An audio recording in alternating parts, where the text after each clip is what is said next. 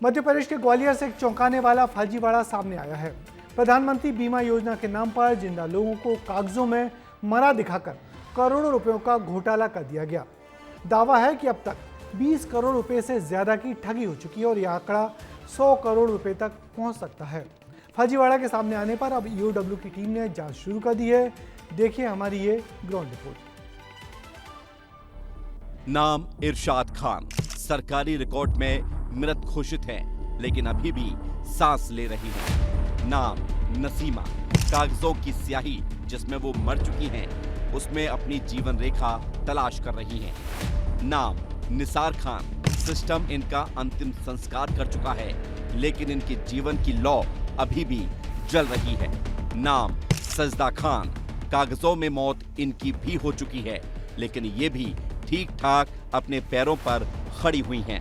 इन सब से आपकी पहचान इसलिए कराई क्योंकि ऐसे ही कई लोगों के नाम पर ग्वालियर, भिंड और मुरैना में दावा है कि 20 करोड़ रुपए सरकार से ही ठग लिए गए। प्रधानमंत्री जीवन ज्योति बीमा योजना के नाम पर जिंदा लोगों के मृत्यु प्रमाण पत्र बनवाए गए। जो लोग मर चुके थे उन्हें फिर से जिंदा किया गया और सरकारी बीमा कराकर फिर से मार दिया गया।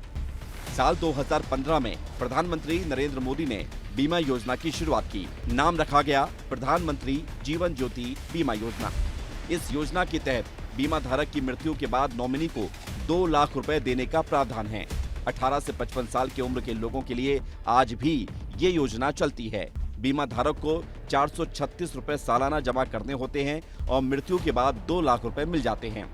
आवेदन ऑनलाइन और बिना मेडिकल के हो जाते हैं, इसलिए प्रक्रिया आसान है और इसी आसान प्रोसेस का फायदा उठाकर कुछ लोगों ने ठगी के इस खेल की शुरुआत की और पिछले 5 साल में दावा है कि 20 करोड़ का फर्जीवाड़ा हुआ।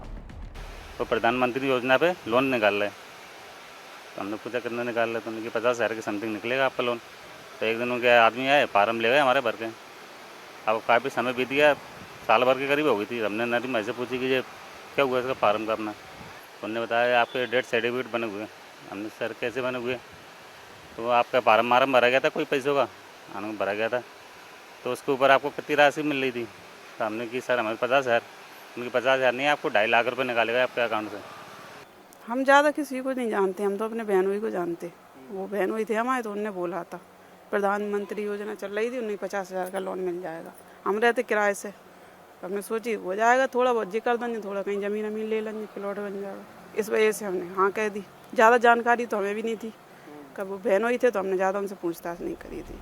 आर्थिक अन्वेषण ब्यूरो यानी ईओडब्ल्यू ने ग्वालियर, भिंड और मुरैना से 15 लोगों के खिलाफ केस दर्ज किया है। ग्वालियर चंबल संभाग में 8 बीमा कंपनियां काम कर रही हैं। ठगी 20 करोड़ की बताई जा रही है, लेकिन हमारी पड़ताल कहती है कि आंकड़ा बढ़ सकता है।